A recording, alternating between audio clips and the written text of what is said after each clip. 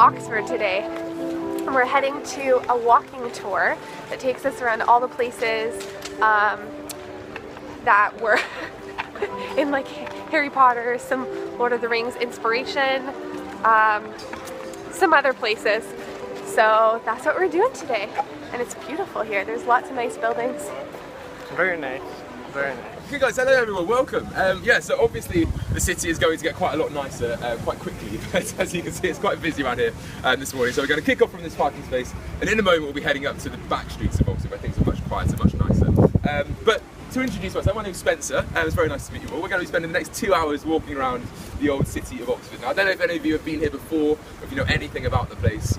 We're going to assume that nobody knows anything. It's probably the safest way to go. Now, unsurprisingly, there is a huge amount that's happened in Oxford, a huge amount of history, lots of things to talk about. What we've done is taken all the most interesting parts of that history, most interesting buildings, events, stories, people, all that sort of stuff, and condensed it into 2 hours of walking around.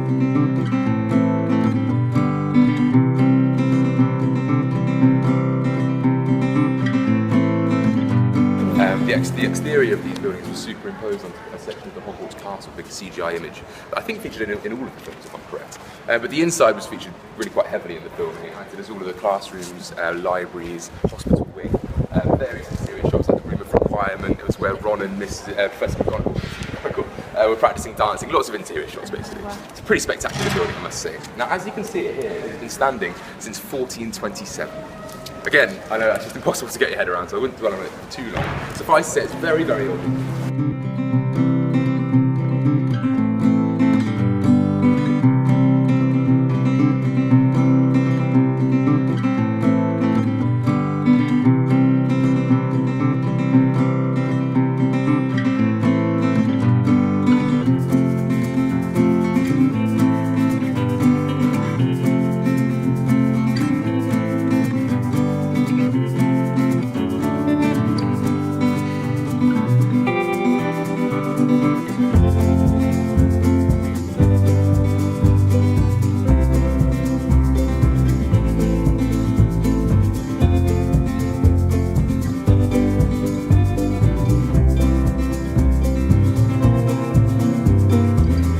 We're now heading over to where C.S. Lewis got his inspiration, so I'll show you around there. And it was on one of these Tuesday evenings that Lewis recounted in his diary how he had asked Tolkien how on earth he does it. Where do these stories come from? Where do you get the creativity for these stories of as I say, rings, wizards, goblins, elves? You know, where on earth does that come from?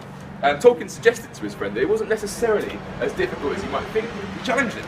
He said, next time you're walking around the city, pluck some inspiration from what you see, just start a narrative flowing in your head really, and just let it go. And you'll realise that coming up with some bizarre, nonsensical fantasy tale is not necessarily as difficult as you might think.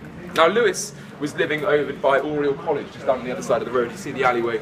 You might not see it, but yeah, the other side of the high street. And every church he'd come to mass, every evening he'd come to mass in this church behind me, the University Church of St Mary the Virgin.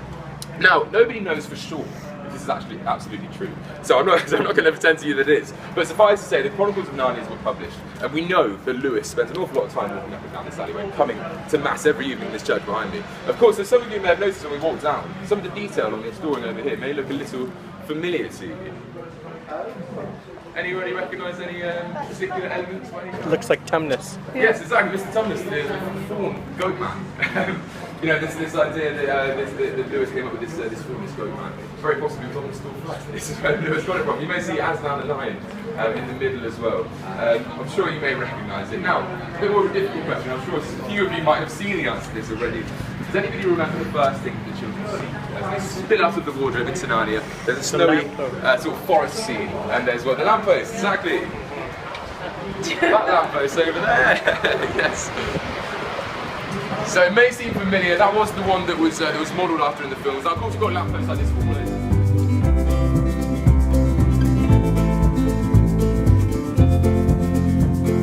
It's not the case.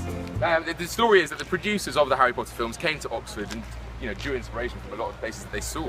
Certainly Christchurch was one of them, but I know New College was also there, Merton College and Oriel College, all featured in this sort of tour that they did. And frankly, they all look much the same, as I'm sure you guys can start to imagine. Oxford, it really is just characteristic everywhere you look. However, the producers saw the supposedly saw these halls and went and decided that they were nice, so they took the most interesting elements from each one, went off to Pinewood Studios up the road and rebuilt a big set, basically a movie set of a theatre, of a great hall, and then they used that for the filming. Christchurch don't like people to know that though. They're very happy to tell people that it was filmed here. And indeed, if you come down here during the summer, you'll see queues of hundreds of people going all the way down this path. There's drinks vans and sandwich shops and people selling ice creams and that sort of thing coming to sort of feed the hundreds of people coming to wait to pay a £10 to go in and have a look. So if you're going in to see Harry Potter, then you might be a little disappointed, but it's a very interesting place to look around. We're heading down to a 12th century old tavern that Bill Clinton actually apparently smoked pot in. It's down an alley. Oh, there it is, Turf Tavern.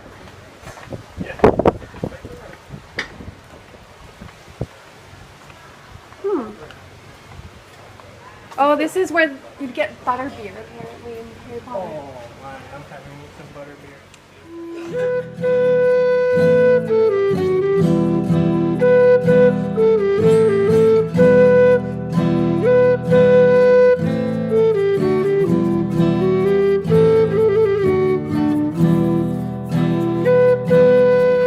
John's just ordered a pint of Guinness to go with our sausage and mash that we all got, which I will show you as soon as it comes. Well, Creamy. So this is our sausages and mash. Those are delicious sausages. They're so good. There's black pudding cream sausages. There's the mash. They are really Some peas and gravy, caramelized onions on top. It's delicious. You have no idea. Now we're just heading to the church that was in Downton Abbey, providing that it is open at the moment. But it's a lovely drive nonetheless. So there it is, the church that was in Downton Abbey. A few weddings were filmed there. But sadly, we got here too late. The doors are locked.